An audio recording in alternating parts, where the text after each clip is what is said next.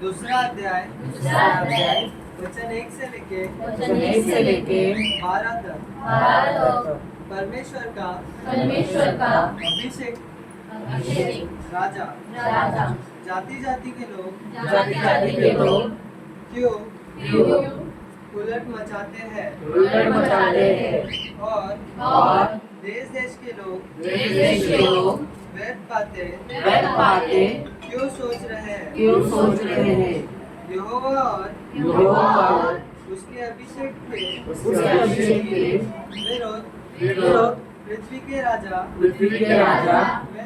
मिलकर और हाकिम आपस में सहमति करके कहते हैं आओ हम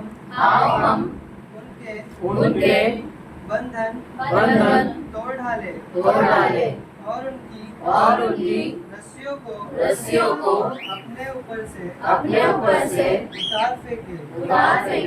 वह जो स्वर्ग में विराजमान है हंसेगा। प्रभु उनको तटों में उड़ाएगा। तब वह उनसे क्रोध में बातें करेगा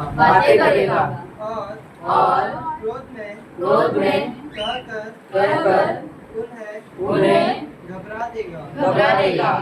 मैं तो अपने ठहराए हुए राजा को अपने पवित्र पर्वत सिय्योन की राजगद्दी पर बैठा चुका हूँ।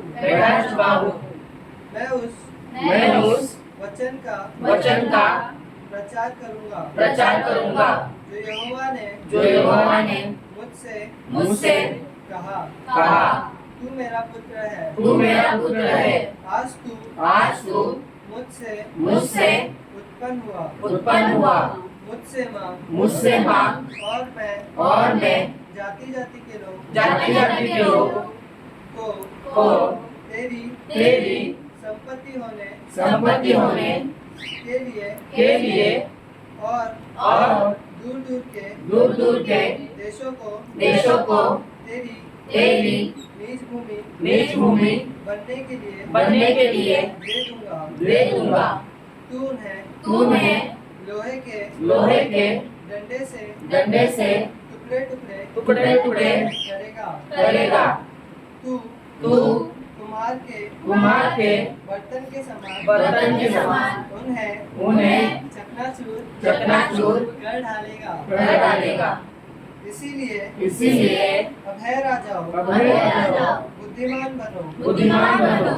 है पृथ्वी के न्यायियों यह उपदेश ग्रहण करो।